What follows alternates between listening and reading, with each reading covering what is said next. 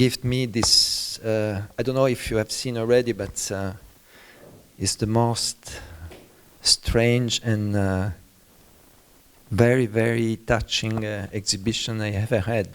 And it's about a human condition. It's something that before I start this project, I didn't even consider as I mean, I consider blindness as a disease, but as a photographer, I consider that with a lot of fear.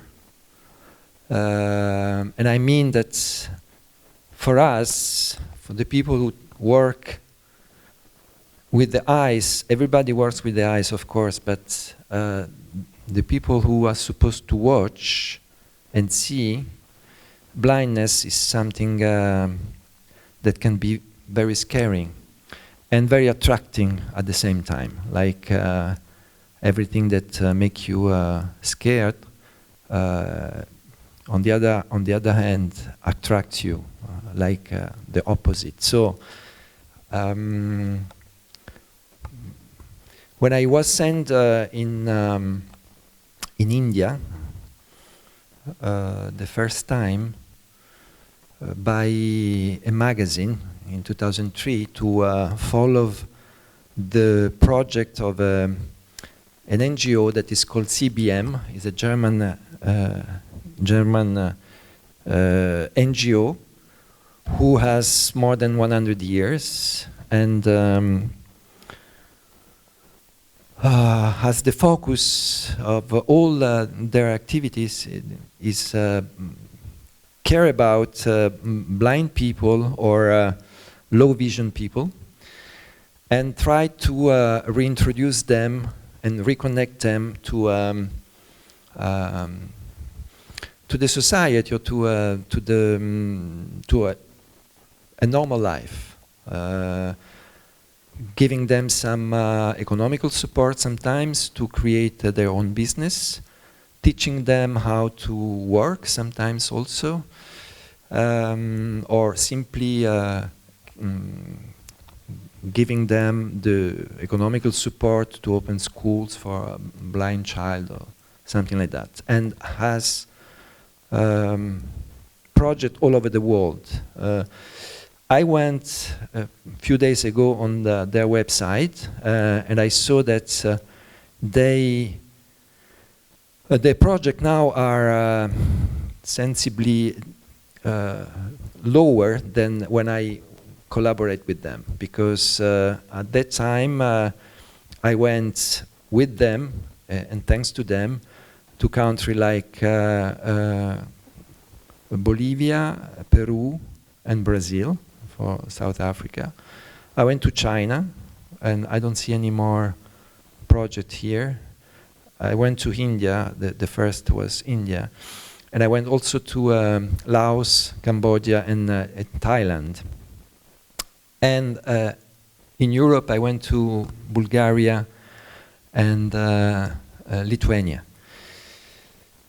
They still have a lot of projects in Africa, and I understand that because especially in Africa, when you are blind, you are considered really a big weight for your family, for your community, and it doesn't put you in a very good condition and position toward the community. And in some community you could also, let's say, risk your life somehow because you're not productive.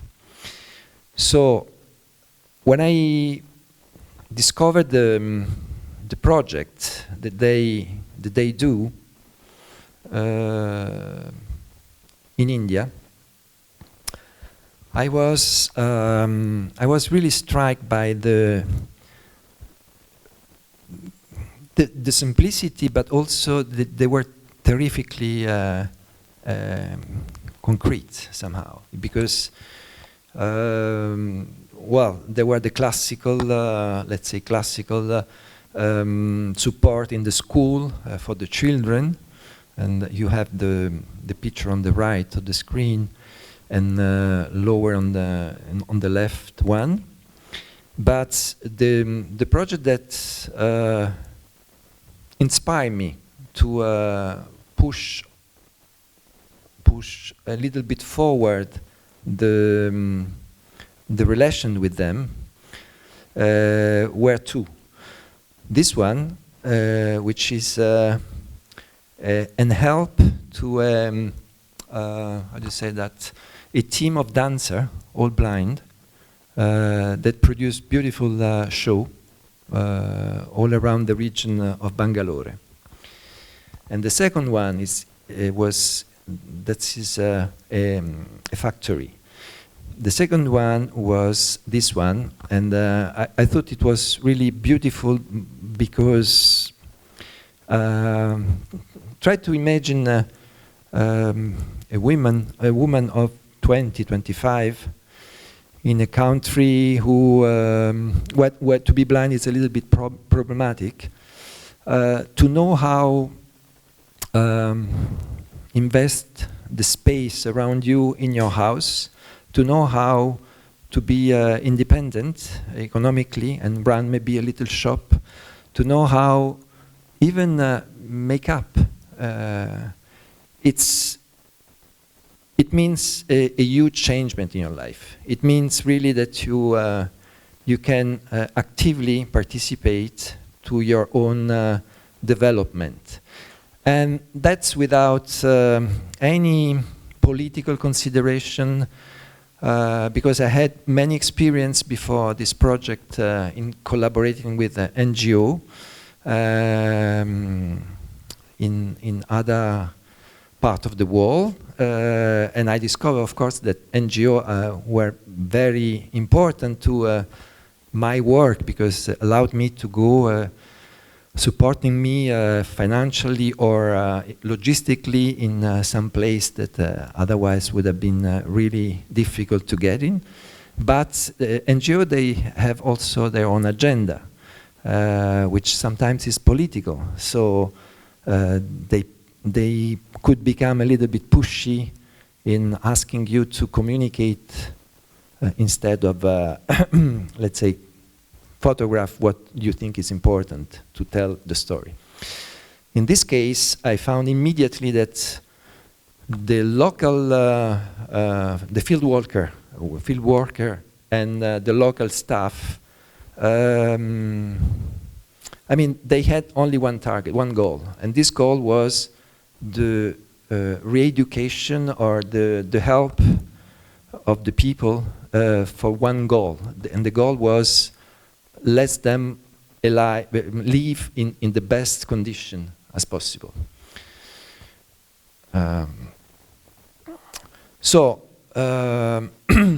Saying that, my first idea when I was back from this trip was to ring them and ask them if I could meet with the general border in Germany. And so I went to meet them, and I tried to explain them that how beautiful was their work, but how struck I was by also the efficacy, concretely the efficacy of their work. And of course, I studied a little bit before all the shape of this organization, so I discovered that was really an old one. I discovered also that was nearly to celebrate 100 years. And so I tried my chance, and I told them that I would have really liked a lot to make a follow-up of this work, but to consider this condition globally, and that would have been possible because of their own dimension, which was global. And I did well because they accept the idea, and together we sit down and we shape the project because was depending from the country and was depending from the needs in different countries for the nature of the project itself in the countries. So I could have a general view from Germany before start working. And the deal was, okay, you support me logistically, means only, it's a lot, but you introduce me in your project, I stay the time that I need, and in change, you will have all the picture you want for your communication. That was the deal.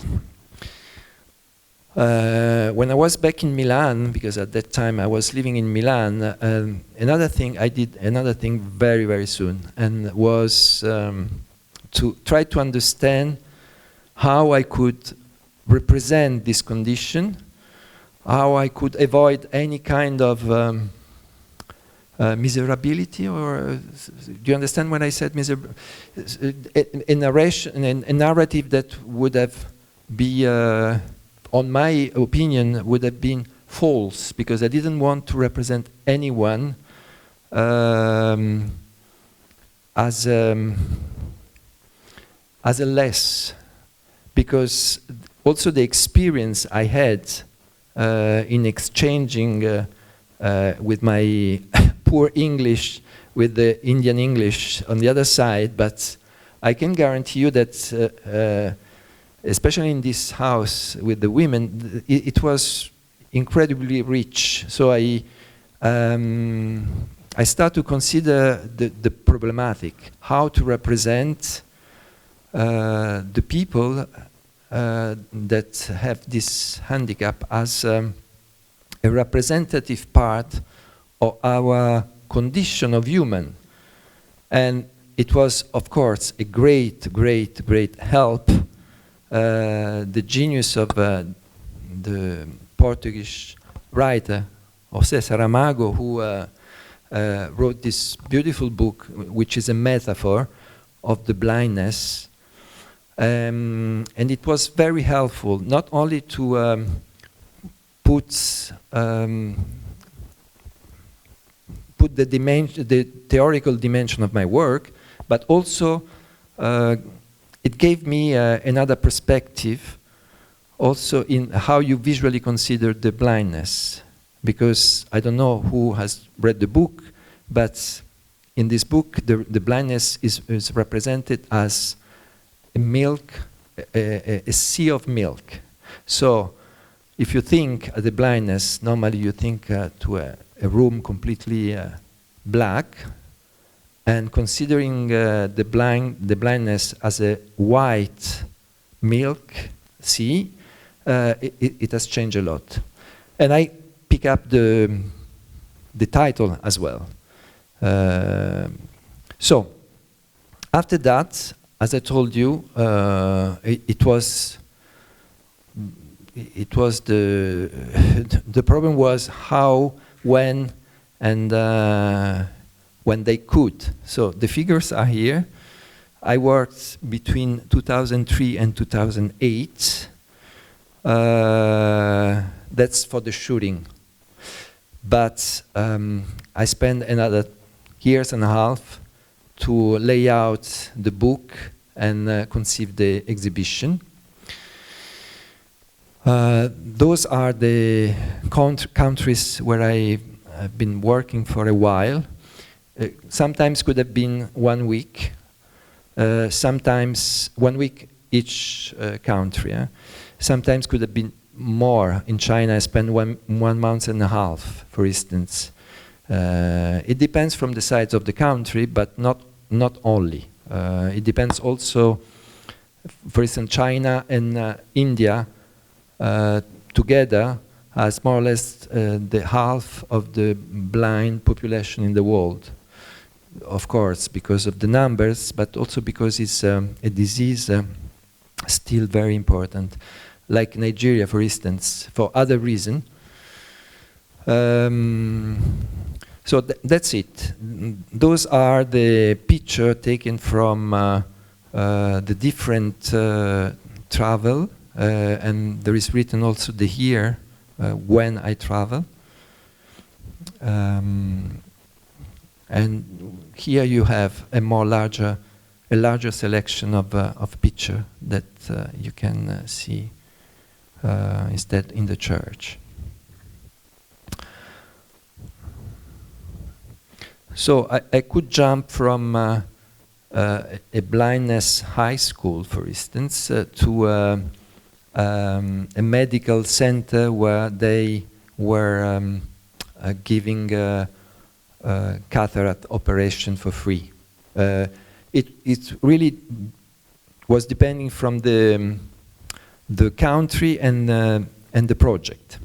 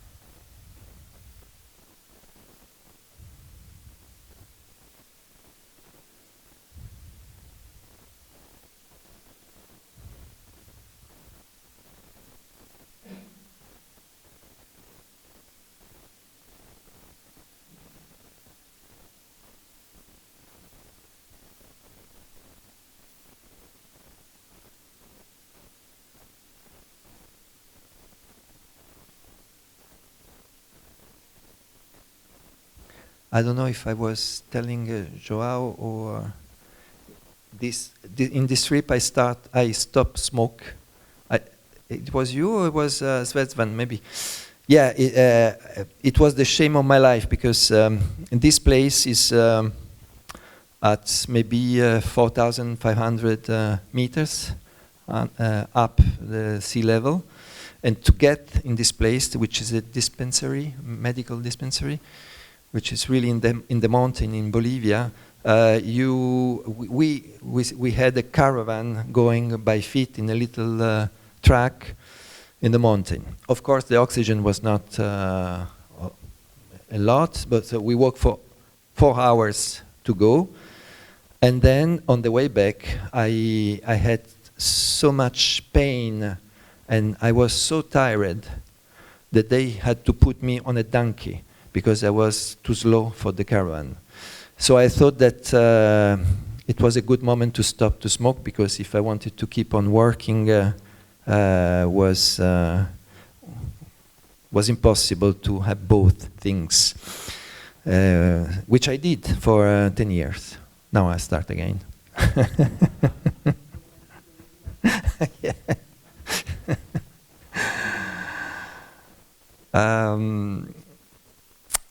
I don't know. Of course, it was interesting for me to see all the new techniques developed in different countries. For instance, here in Peru, there was a clinic who really did a great job. But it was also, again, I was constantly trying to put back the point to a human condition. So I realized at one point, very important, in China, there is a huge program of teaching of massage, because blind people are really great with massage. So the NGO, this CBM, creates a sort of school of massage to teach the blind people and help them to start an activity. So with a microcredit, and I met a lot of very successful people working with massage, and you know, it's like that. It's very simple, but if you don't have this kind of opportunity, your life never take off. It's and again, it's something very little but huge at the same time. Sorry.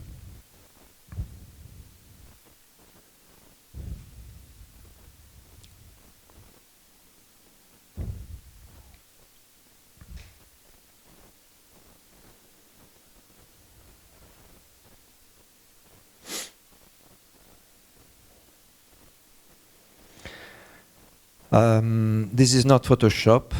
This is nature. Nature, let's say, changed by humankind, because this young man has no eyeball, was born like that, because his father has in his ADN traces of Agent Orange, which was used by American during the bombing of during the Vietnam War. So it's quite impressive, and I've been asked many times if I was the one who, with Photoshop, erased the eyes, but no, it's like that.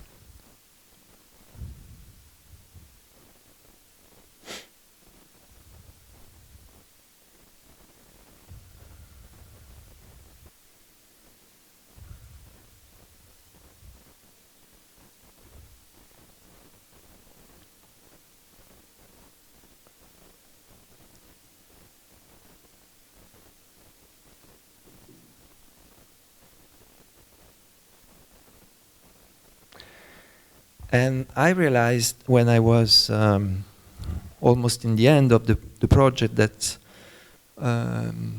if I really wanted to let this message go through, which blindness is a human condition, it's also metaphorically something that we got as well, also the people who see, right? I couldn't avoid to put young blonde boys, because I was aware about the fact that those pictures were going to communicate or travel or be seen, especially in the Western country, and. It's just a question of feeling, but when you see picture of a little girl or little boy, so suddenly you start to think that blindness is not the result of economical disaster, war, poverty, or whatever. Is another thing, and is universal as well.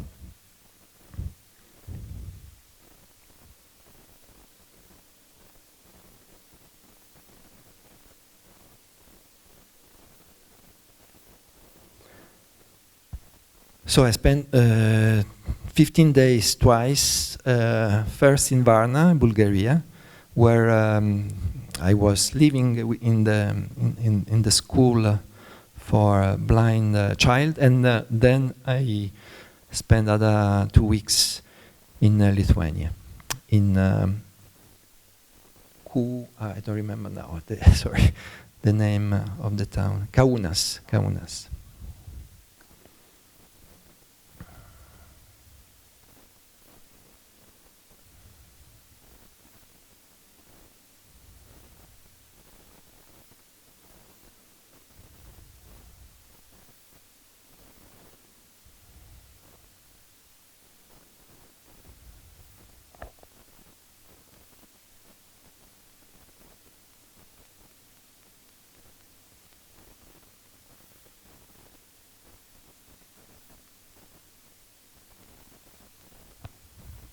That is the passage of the book that I took as inspiration for, not only for the title, I mean, but it's really switch your mind when you start to think that is right, and this is, I think, is cultural, and that's it. Thank you very much. Thank you.